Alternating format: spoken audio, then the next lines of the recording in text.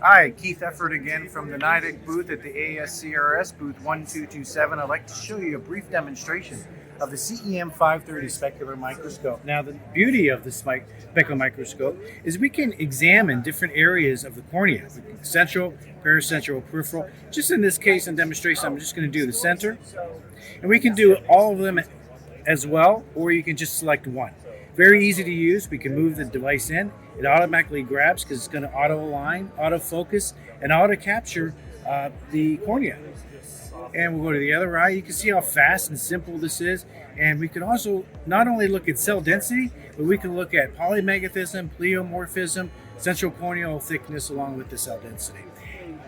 If you have any desire to gain a little more information on the specular microscope, please stop by the NIDEK booth at 1227. Thank you.